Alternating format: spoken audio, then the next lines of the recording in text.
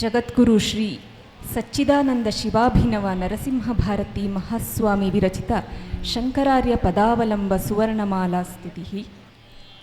ಓಂಕಾರ ಪಂಕಜ ಮಧುವ್ರತ ವೇದ ಶೀರ್ಷ ಕಂಜಾತ ಬಾಲ ದಿನನಾಥ ಕೃಪಾ ಸಮುದ್ರ ಬೃಂದಾರ ಕೇಂದ್ರ ಪದದೋಚ ಮನ ಪ್ರದಾಯಿನ್ ಶ್ರೀ ಶಂಕರಾಯ ಮಮ ದೇಹಿ ಪದಾವಲಂಬಂ ನತ್ವಾ ಪದಾಂಬುಜನಿಯೋಗ್ಮಮಹೋ ಯದೀಯಂ ವಾಚಸ್ಪತಿತ್ವಮಧಿಗಚ್ಚತಿ ಜನ್ಮಮೂಕಃ ಸತ್ವಂ ಕೃಪರ್ಣವಸರೋರುಹ ಪತ್ರನೇತ್ರ ಶ್ರೀಶಂಕರಾರ್ಯ ಮಮ ದೇಹಿ ಪದಾವಲಂಬಂ ಮತ್ತೋ ಮನ ಪ್ರಭವಯೇಷ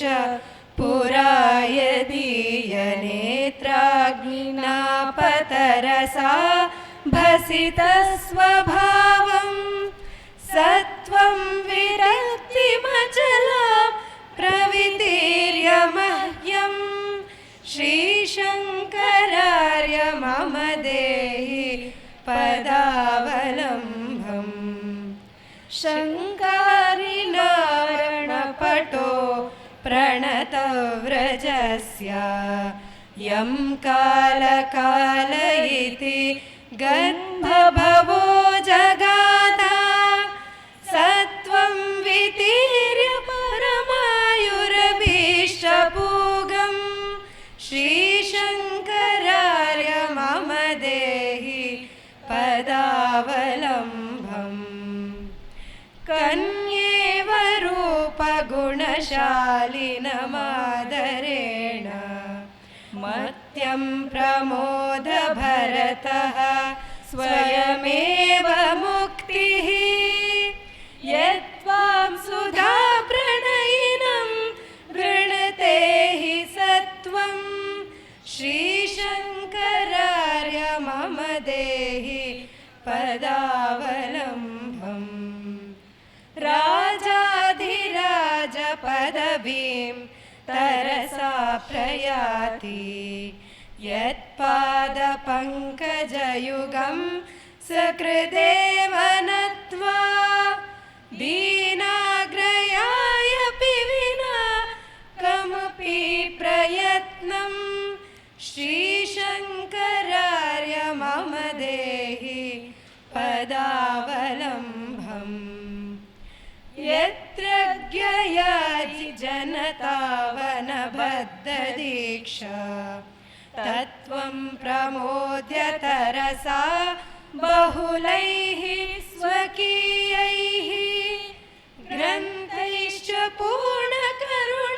ಪೂರ್ಣಕರುಣಾಭರಿತೈಃ ಕಟಾಕ್ಷೈಃ ಶ್ರೀಶಂಕರಾರ್ಯ ಮಮ ದೇಹಿ ಪದಾವಲಂಬಂ ಶ್ರೀಶಂಕರಾರ್ಯ ಮಮ ದೇಹಿ ಪದಾವಲಂಬಂ ಸ್ತೋತ್ರಂ ತ್ವದಂಘ್ರಿ ಕಮಲಾಲಿತಮಾನಸೇನ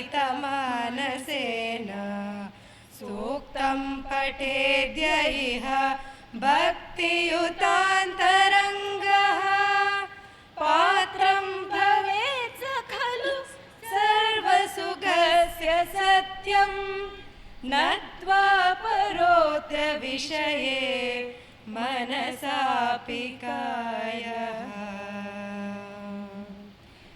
ಇತಿ ಶ್ರೀ ಶಂಕರಾರ್ಯ ಪದಾವಲಂಬ ಸುವರ್ಣಮಾಲಾ ಸ್ತುತಿ ಸಂಪೂರ್ಣ.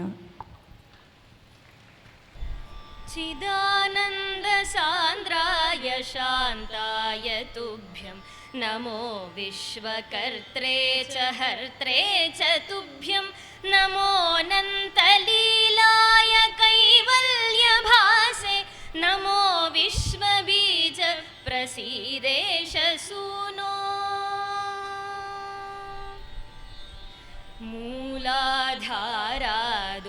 ಮೂಲಾಧಾರಾದುತ್ಥಿತವೀಥ್ಯಾ ವಿಧಿರಂಧ್ರಂ सौरं चान्द्रं व्याप्य विहारज्वलिताङ्गीं येयं सूक्ष्मात् सूक्ष्मतनुस्तां सुखरूपां गौरीमम्बामम्बुरुहाक्षीमहमीडे महादेव शम्भो गिरीश त्रिशूलिन् त्वयीदं समस्तं विभातीति यस्मात् शिवादन्यथा दैवतं नाभिजाने शिवोऽहं शिवोऽहं शिवोऽहं शिवोऽहम्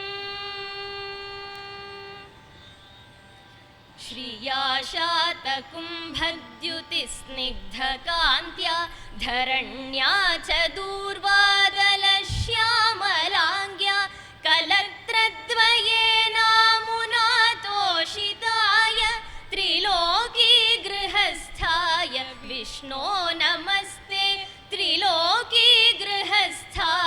विष्णो नमस्ते विष्णो नमस्ते विष्णो नमस्ते विष्णो नमस्ते विष्णो नमस्ते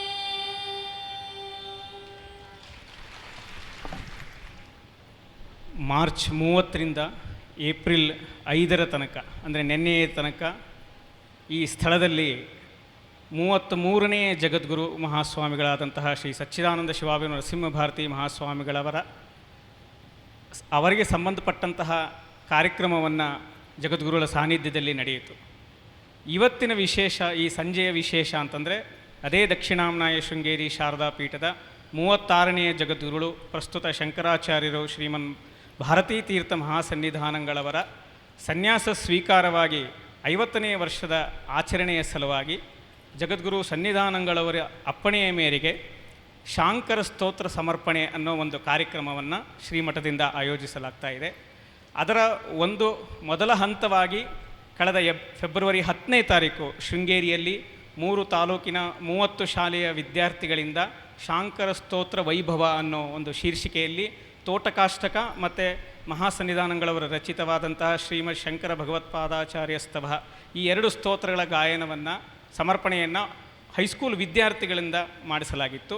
ಈಗ ರಾಜ್ಯಾದ್ಯಂತ ಎಲ್ಲರಿಂದ ಸರ್ವರಿಂದಲೂ ಕೂಡ ಈ ಇನ್ನೊಂದು ಸ್ತೋತ್ರದ ಅಭಿಯಾನ ಆಗಬೇಕು ಅಂತ ಸನ್ನಿಧಾನಗಳವರ ಅಪ್ಪಣೆ ಆದ್ದರಿಂದ ಶಾಂಕರ ತತ್ವಪ್ರಸಾರ ಅಭಿಯಾನ ಮತ್ತು ವೇದಾಂತ ಭಾರತಿ ಸಂಯುಕ್ತ ಆಶ್ರಯದಲ್ಲಿ ಕಲ್ಯಾಣ ವೃಷ್ಟಿ ಮಹಾ ಅಭಿಯಾನ ಅಂತ ಕಲ್ಯಾಣ ವೃಷ್ಟಿಸ್ತವ ಲಕ್ಷ್ಮೀ ನರಸಿಂಹ ಕರಾವಲಂಬ ಸ್ತೋತ್ರ ಶಿವಪಂಚಾಕ್ಷರ ನಕ್ಷತ್ರ ಮಾಲಾ ಸ್ತೋತ್ರ ಎಲ್ಲ ಸ್ತೋತ್ರಗಳು ಶಂಕರಾಚಾರ್ಯ ವಿರಚಿತವು.